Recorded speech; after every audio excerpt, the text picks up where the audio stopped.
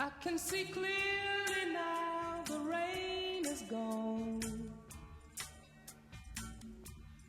I can see all obstacles in my way. Gone are the dark clouds that had me blind. It's gonna be a bright, bright, bright, bright, sunshiny day. Hello and welcome to Tune In to Wellness Today. My name is LisaMarie Tersigni and I'm the host of today's show, as well as the founder and owner of a company called Inspiring Wellness Solutions. Today I have two magnificent women that will be speaking to us about their wellness programs. We are going to learn about Ayurveda, which is a Hindu tradition of wellness, looking at our body systems. And we're going to learn about creative coaching, how to learn to bring out our creativity. My first guest today is Lauren Toolin from Vidya Yoga. Vidya. Located in Troy, Lauren? Yep, Troy and Albany and throughout. Yeah. Wonderful. Yeah. Lauren has been practicing and teaching yoga and wellness for over 20 years. She has also founded the Women's Liberation Festival and is currently working on a project, a multimedia project, bringing wellness to the multimedia world. Welcome, Lauren. Yay, thanks for having me, LisaMarie. Thank you for being here. I would like to hear a little bit about the Women's Liberation Festival that you founded. What is that all about? Sure. Well, that was an idea and inspiration that came to me a few years ago, being a middle-aged woman and sort of looking at how powerful many women are when they get into their 40s, 50s, 60s, and 70s, and sort of reinventing what it means to be powerful in the world. And so a lot of times that comes with the sort of the label of feminism, that we're either hysterical or that we're militaristic or something like that. So I like to bring women together to create a place of positivity and community where we can talk about real deep issues and what we can bring to these issues to begin to create change in our small worlds, but also in the greater context of the world. So the next one coming up is at Weowaka Holiday House up at Lake George, which is the oldest continuously running women's retreat center in the country. Beautiful place if you haven't been there. And it's a weekend where we have guests come in and we talk about, particularly this year, someone who's running a foundation that educates and provides resources for the end of human trafficking, not just domestically but worldwide. And what we as women can sort of do to not just write a check, but to bring more awareness and to bring more of our own personal power and our sort of sense of can do to what we are, and to use our power and use our resources to just not just sit around and talk about it, but actually make something happen. I love so it. That's the mission of this year's, which is June 12th through 14th up at Weowaka. And I'm really, really looking forward to it. And we also do some fun, playful things in that retreat as well, in terms of yoga, and we have a Thai massage person come in. We do. My daughter is actually an aromatherapist and a Mendi artist, so we do some artistic things as well. And it's a great bit of fun, and it's beautiful to be up there at that time. It's helping women to use the voice that they have, the power of their voice, to utilize it to make good change in the world. Exactly, and to do it in a skillful way that's heard and that has impact. That is beautiful. Yeah. Tell me about this multimedia wellness academic program that you're working on. Right. Well, right now I'm developing the platform for it, which is very interesting. It changes day to day, this interweb, this internet world.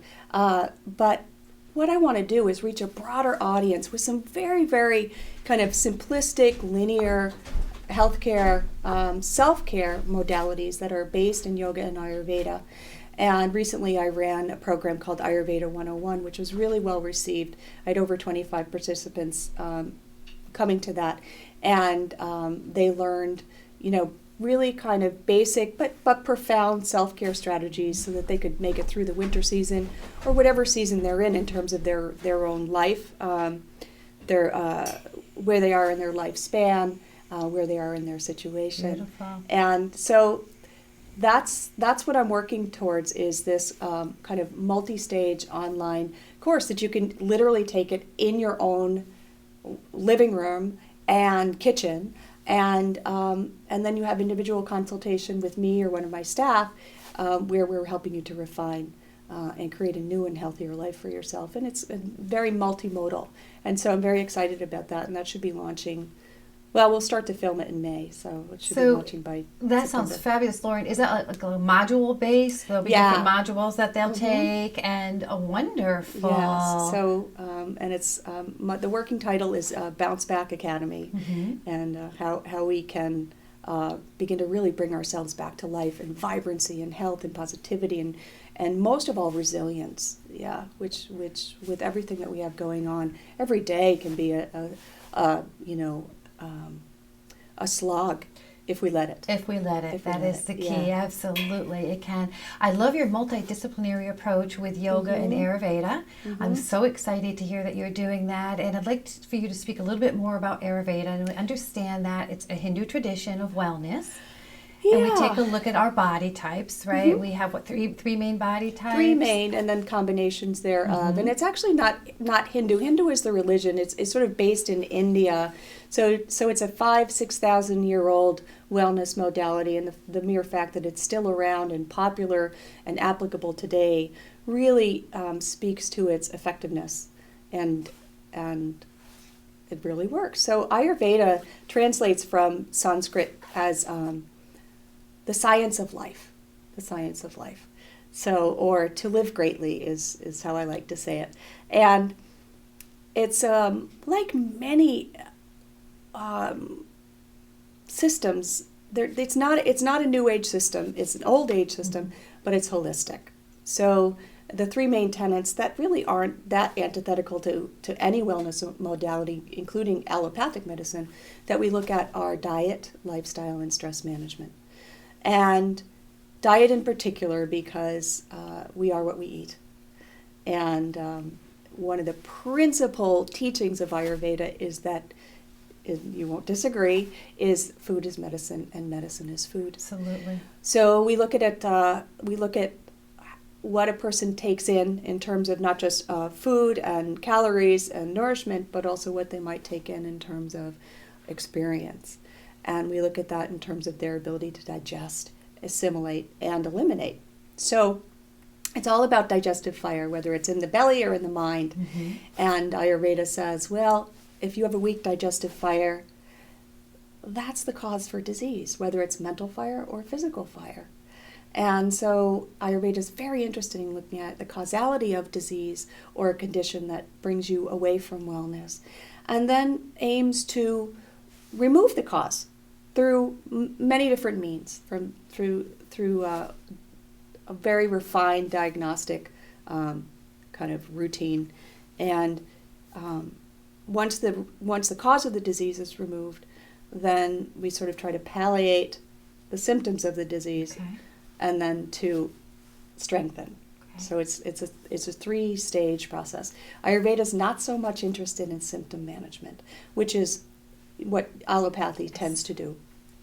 Although if I had a broken bone and that was my symptom, that would be the first place to go. Of course. For me, would be to the hospital to get that fixed. So it's not, it's in this modern day manifestation, Ayurveda is very much a complementary modality to allopathic medicine, especially as far as some of the more intransigent sort of diseases or conditions that allopathy doesn't have such a great track record to treat. This is very true. And when we take a look at it, we're looking at body types. And we all have different body types. In my program, my nutrition program, my counseling program, we take a look at bioindividuality. And that's what Ayurveda is doing as well, to a certain extent. Absolutely. We're looking at body type. And I think they have Vata, Pitta, Kapha. You know, they label those body types. And they're looking at air, water, right? I'd be happy to explain that a little bit. So it's not really just about body type. We don't want to talk about ectomorph, endomorph, endomorph, mesomorph, although those do A component of this yes. process. Right. We look at it in terms of elements and being very closely aligned with nature as Ayurveda is. We've got the 5 elements of earth, earth, water, fire, air, and ether. Those are the 5 elements that we deal with. And the constitutional type that tends to have more air and ether is the Vata type. The constitutional type that tends to have more fire and water is the Pitta type. And the constitutional type that tends to manifest more of earth and water is the Kapha type. So Vata types tend to be sort of thinner, very kind of erratic in their emotions, very easily inspired. They're great thinkers, they're great idea generators, but they're the ones that have a hard time following through and finishing a job. So they tend to be kind of, a word would be erratic. Although there's a lot of benefit to that mobility and that ability to see into subtle things, which Vata types tend to do very, very well. A go-to emotion for Vata related to that would be fear or anxiety. That's the tendency that Vata types have. And then Pitta types tend to be very strong, well-muscled, good tone, very piercing eyes. And because they're fire and water, the kind of humor or the substance in the body that's related to Pitta types is acid or bile. So they're great digesters of information, great in terms of analysis and critique and getting the job done. This is your typical type A personality. And their go-to emotion, as you might imagine, is anger. Maybe not necessarily outbursty anger, but sort of this righteous, hypercritical type person. If the Pitta is a little bit out of balance, that's their tendency. And then the Kapha type is again earth and water, which implies stability, which is a wonderful thing. And many of us need more stability in our lives, in our minds, and in our bodies. But if there's too much Kapha, it gets out of its proper channels, as they say in Ayurveda, then there tends to be a stuckness, a stubbornness, a lack of motivation, a darkness, the people who don't really want to change, even though they might know they have to. They may want to hang on to things. They're great grudge holders. They're also good savers, and they're very patient people. But the go-to emotion for a Kapha type might be greed. They just hang on to things. More and more. So what we would want to do is understand what type we are, or yes, a combination. A combination. Of some of the everybody's types, a combination, right? yes. And then once we understand that, we can best help ourselves heal or reach out for the healing and that we need from others. So exactly. I would surmise that's the premise of this, is understanding who we are, how to honor who we are, but also reach out for what we need. Yeah. Right? Absolutely. Tell me, in your practice now as a yoga practitioner and one that teaches Ayurveda, how you work with a client when they come in to see you. Do you work in groups? Do you do individual work, or both? I do both. Okay. I do both, and I come at it from a place of, again, you just implied, which is very true. If you're going to take on Ayurveda as a wellness modality, you have to take it on. The implication is it's not a top-down approach, that the client or the patient, I call them clients, I'm not a doctor, far from it, the client has to be able to buy in and want to do the work that it takes.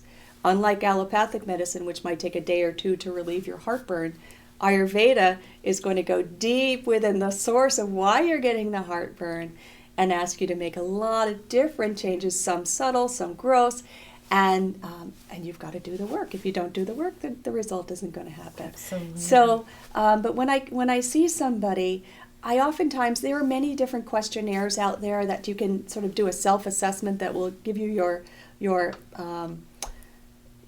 specific combination of dosha, this constitutional type. We might start there. It depends on what the person presents with. And I'm like you, I note in your past shows that you said you're sort of an intuitive and an empath. I have a bit of that, and that just comes with the territory, with the work that we do. I look beyond the surface, but I'm really assessing a lot of what they present to me that they might not even be aware of. So I'll look at the skin tone and the eyes and the teeth and the hair. I'll look at how they talk, the volume at which they talk, the pace at which they talk, how their body moves. And then we'll talk about conditions that they might want to address. So for Vata types, for instance, insomnia is a big one, anxiety is a big one, IBS type symptoms are big. And so we'll step back and look at how they live their day and what they're doing to contribute to health or contribute to their dis-ease. And then we'll make adjustments, Beautiful. maybe lifestyle routines, bringing in new practices, getting better about kind of living with nature, as you talked about, in conjunction with cycles of the day, cycles of season, cycles of your own age, your own lifestyle. And bit by bit, we make strides to make these changes. Maybe it's get the TV out of your bedroom. Now, is that true Ayurveda? No, but it's about lifestyle management and routine, and this idea of what are you taking in that you can digest or assimilate. If you're watching CSI at 10:30 at night and then expect to go to sleep, your mind's running with that type of thing. So some really practical things, and then we might get into herbs, we might get into meditative practices, yoga or movement practices, we might do some spiritual work. Definitely, everybody has to do some introspection and say, I have to own the places where I'm not so skillful in my life. And so that implies a deep motivation. So I will actually help them with the motivation to get them to that place, to say, you know what, it's worth my while to get up at 5:30 in the morning and to not drink so much coffee and to, think before I speak and to maybe make bigger changes around my life and lifestyle. I'm working with a client right now who one of her big things is she's got to declutter her house because it clutters up her mind. Clutters up her emotions and her mind. Yeah. Absolutely. Give me, if you would, Lauren, one or two, you've already spoken about so many, but one or two benefits that you have seen with clients that you have worked with. Yeah. Well, everything from people having extreme healing from fibromyalgia. Like, I can't say that they've been cured, but boy, are they in remission. That's huge, because that's a big, big, big and terrible illness to have.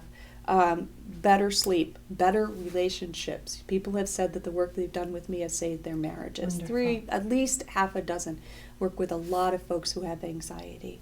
Or something as mundane, it's not really mundane, but things like skin conditions, acne.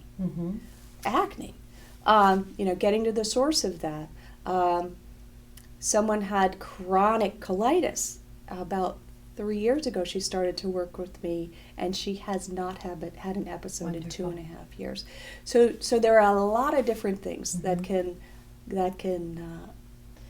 be treated through Ayurveda, and I'm really proud of the work that these people have done, because it's just me as facilitator and conduit of the teachings. They're the ones who really have to adapt. They have to and do the work. That's right. Yeah. But you're a great support person for them, and that's a And beautiful a motivator. thing that you do. That's right, helping them stay focused on the goal, and giving them the strength and courage to continue forward, particularly in a culture in which we live in, where it's easier to pop a pill and have a quick comfort than because this is painful. Some of this cleansing can be painful, emotionally speaking. It can be painful, but pain is better than suffering, and that's right. That's one of my big teachings. Is one, you want to shoot that one arrow, or do you want to keep shooting the whole quiver every day? Absolutely. There's a big difference between pain and suffering. I absolutely concur with you. Thank you so very much for the wonderful work you do and for being here today. Oh, to my share pleasure. It with us. Yeah, I really appreciate it. If you would like more information on Lauren and the work she does, go online to laurenjtoolin.com. Thank you. Thanks. And my next guest today is the wonderful Diane Cameron from Cameron Creativity. Diane is an author, a teacher, a creativity coach. She writes for the Times Union newspaper as well as other newspapers across the country. And she has done extensive work in recovery, in addiction and recovery. Let's welcome Diane. Come on up, Diane. I am very happy to be here. Hi, Diane. I'm so Diane. happy to have you here. Thank you for being here with us today. Thank Greatly you. appreciate it. You've done an incredible amount of work with addiction and recovery, and I greatly appreciate that. That's a hard career to focus on. You've also written 2 books, and I'd like you to tell us about both of those books, what they are and what they're about, please. Sure. First, I have to say I loved listening to Lauren. Oh, thanks. All of the things that you talked about, and I felt like you nailed me on my type. I was like, oh, she's been spying on me. Exactly. You take one look and go, oh, okay, there it is. Yeah. I've been writing about personal growth and recovery from all different kinds of addictions, probably for 20-some years. And I realized very early on that, in a sense, addiction is addiction. So it includes Al-Anon and adult children, because once we're in that spectrum, it's a system, and it's family systems. So looking at that, and it certainly has great impact on our bodies, as I'm sure both of you know, as you interview people and you see where addiction has touched their lives. So my approach has always been what I call all-encompassing recovery. And I think of wellness, again, listening to the two of you, kind of a wheel. And I see people over the years, they might not want to touch the family history, but they'll get on it yoga, or they'll get on it diet. And it's just like stay long enough and we'll move around. Or people come into a 12-step program for recovery, and that's all they want. You know, life is hard and they just want to deal with that. And over time they're thinking about changing their diet, and then they want to do a little exercise. And the next thing you know, they're on a retreat, or they're studying something that's about wellness, and it's one of those entry points. It absolutely is. Now tell me about the 2 books that you've written. What's the name of both of those books? The first book is called Looking for Signs, and that is it's a collection of essays primarily about spirituality and community, and that grows out of the newspaper and journalism work that I do. And I sort of discovered that. Actually, I didn't discover it. Readers finally said to me, "Oh, we like the work you do in spirituality," and it was like, "Oh, that's what I'm doing." It was one of those moments where somebody else saw it first, and then I thought, "Okay, so go down that path," and that led to spiritual direction and the creativity coaching. And then last year, I wrote a book specifically for women in recovery who've been in recovery for a long time. Because we know a lot about early recovery. There's things to read to decide whether you should get into recovery, what the first 5 years are like, because they're very dramatic. But women there have now been women in 12-step recovery for 40 and 50 years, and what are their lives like, and what changes and what doesn't change. And I discovered there are a lot of things that change. Women are aging. We forget that when you are in recovery, if you stay long enough and are successful, now you're an aging woman, so you're going to have health concerns. You're going to see family members change, all of the things that other women experience, relationships, our sex lives. So I wanted to talk about that in the context of recovery. Beautiful. Thank you. So you've taken on this role as a spiritual director. Yes. What does that mean to you? To me, there's a long tradition of spiritual direction. Many people know it as a term they might hear in their religious community, because there are religious spiritual directors.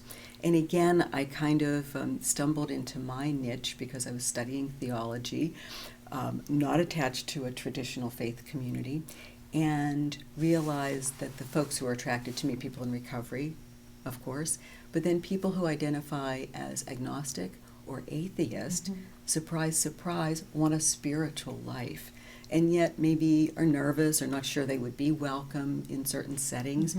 So we talk about what's bigger than you, and we all have something that's bigger than us. You know, more religious people might call that God. Somebody might say higher power. For someone else, it might be beauty or truth or the ocean. So then using that model, it's like, well, if that is, I call it your bigger, if that's your bigger, now what's your relationship with it? Do you spend time with it? Do you respect it? Do you converse with it? And sort of like there's this aha, because those same practices translate to someone who lives as an atheist or agnostic. Absolutely. And it's helpful. People find meaning in their life that way. And how do you work with, Diane, how do you work with people? Do you work with them on an individual one-on-one basis? Do you do some group classes, or both? Primarily one-on-one. Okay. Again, folks who are just kind of tiptoeing into even, it's interesting, spirituality it's a kind of intimacy, and so a lot of people are very private. I've said to people, in this day and age, we talk to people about our financial lives, women talk about their sex lives, and then you say to a friend, how many of us know, do our friends pray? Right. And I said to a friend once, what exactly does that mean for you? And all of a sudden, we were in really intimate territory. Mm-hmm. So most often it's one-on-one. And then recently I've been gathering small groups of women, maybe 4 or 6 women, and saying for 4 weeks, let's come together, learn some spiritual practices, do some writing, because I'm a writer and a writing teacher, so let's use writing as a way to get at that. And again, it will touch back onto health, onto who we are as whole people. Holistic, and that's the wellness whole part holistic of it. piece. That's right. Do you notice that in the women that you are working with, is there a consistent profile, profile of that woman that comes and reaches out to you for those services? There are some patterns I do find, and I think it's life cycle and life stage. It is women who are, they're 45 and older. Mm-hmm. Something has happened. They've gotten divorced. They've gotten into a new relationship. Kids are growing up. They're starting a new family. Those things that raise the big questions. They've gotten fired. They've had that wake-up call, which I imagine all of we have, yeah. just reading between the lines of, what's my real work?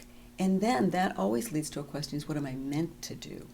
Whether that's God meaning it or the universe meaning it or that bigger means us to do something. So there are those questions, right? Hopping right out there. Beautiful. Yeah. You are also a creative coach. I am. So let's speak about that, how you bring out creativity, you help people bring their creativity out. Tell us about that work. Well, it's interesting. It kind of goes hand in hand with the spiritual direction. I would say maybe about 40% of the time somebody's talking about spiritual direction, and after a session or two, there'll be something they are sneaking up on and feels very secretive, and they'll say, I always wanted to paint, or I used to do this creative Right. thing, and I put it aside for my work or my marriage or money, or I moved cities, and I want to get back to it, and they're barely able to admit it to themselves. So it's like, what are the baby steps now? Can you take a field trip to the art supply store? Can you take a class where there's not going to be pressure? Can you do a little homework and bring it back next week? What sneak up on yourself baby steps? Because I think in wellness too, let's change one item in your diet, one behavior in your wellness practice. And then you start to see the lights in people's eyes. Step-to-step process. I always Right. tell my clients, let's do this step by step, as long as we're moving forward. To look Right. at the whole picture is overwhelming, Yeah. right? So it's a transitional stage. With this creativity coaching, and I love it. I love that you're helping women, and I'm not sure, is all women or women and men? Women and men. Excellent. Yes. With this creativity coaching, do you find that some people are fearful? Is that's what fearful of failing, as if they're not going to do their task, their artwork, their project, as well as they think they should do it? Is that the hesitation? There is a lot of fear in it, and I teach writing classes a lot, and that's sort of where I discovered this comes from. And I need to say, I come from a family of teachers, so I have great respect for teachers. I'm married to a teacher, but a lot of people can take that fear right back.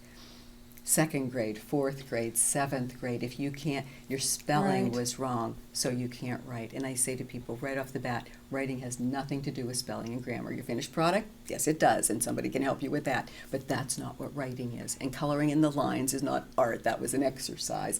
So you've got to pull out those old stories. Sometimes it was the older sibling who did it better, whatever it was. Or we all know this one, Mom wanted to be a dancer, writer, artist, and she didn't get to be, so you kind of don't get to be either. And it's very indirect, and sometimes it's unconscious stuff. So we got to pull out those little pieces and say, let's not run headlong into your fear of that elder sibling or family role.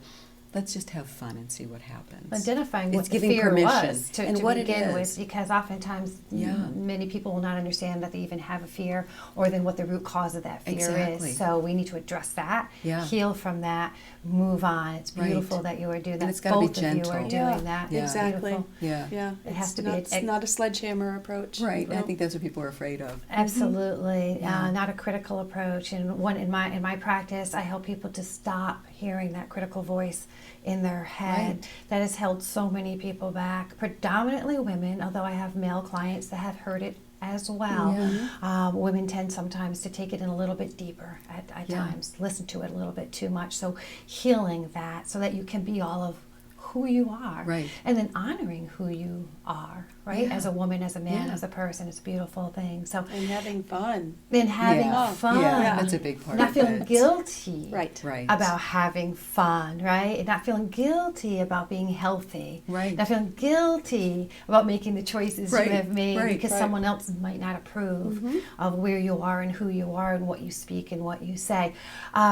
I love what you're doing. Give me a few benefits to the clients that you've worked with. I mean, I know there's a whole host of benefits for all of what we do, but give me a few that stand out. Right. I think for people, especially using the creativity coaching and doing their creativity work, they really get more grounded in who they are. And they can get, the thing I see over and over, they are then happier in whatever their other work is. Because most of the time people have another career or family or something else they identify as their primary work.